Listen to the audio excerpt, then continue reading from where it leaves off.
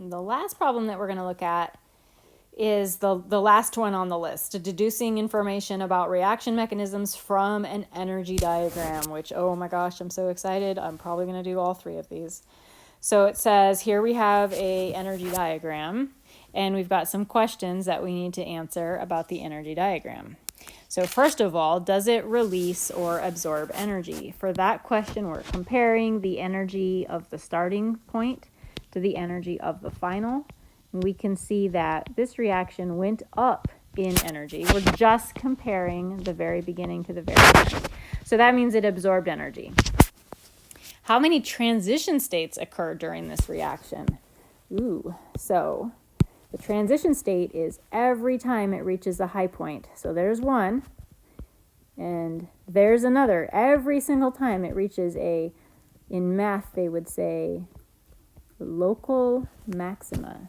Every time it reaches a high point, that's going to be a transition state. Could this be an elementary reaction? Let's think about what that question is asking. An elementary reaction is a single step. Remember that we have multiple elementary reactions that add up to an overall reaction. So an elementary reaction, it might be a reactant going to a product, and that would be a reaction that just had one single elementary step.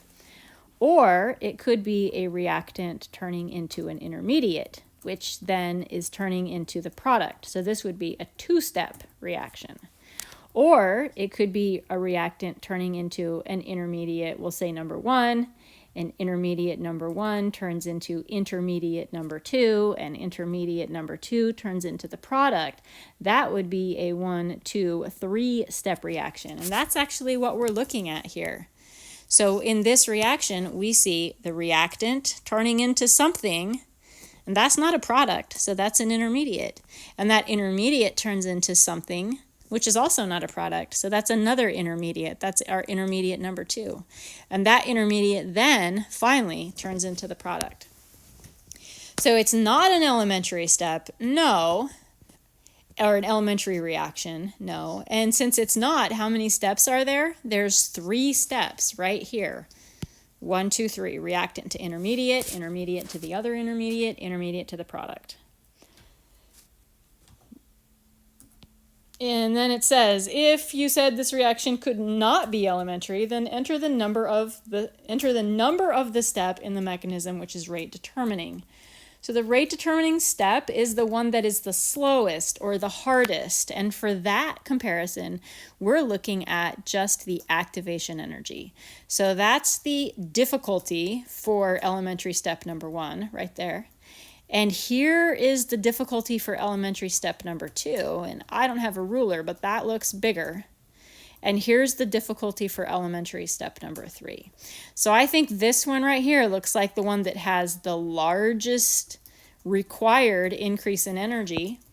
So that's going to be step number 2. So what I want to enter is absorb 3, no 3, 2. Let's see how I did. Absorb 3, no 3, 2. Now let's do another one.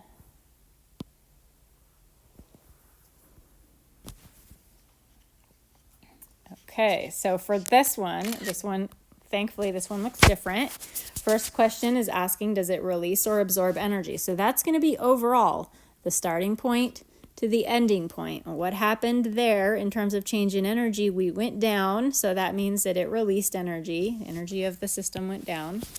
How many transition states occur during this reaction? Remember, the transition state is every maximum high point. So there's one, and there's another one, so that's 2 transition states. Could it be an elementary reaction? Absolutely not. In an elementary reaction, you're only going to have 1 transition state, first of all.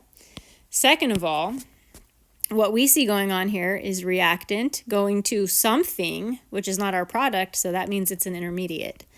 And then the intermediate going to our product. So it's not an elementary reaction. That means it has 2 steps. Which one is the rate determining step? Which one has the largest activation energy? Which step has the largest activation energy? So we're comparing this energy right here. That's our step number 1. And we're comparing this energy right here. That's for step number 2. And this one looks higher, this difference in energy. So step 2 is our slow step.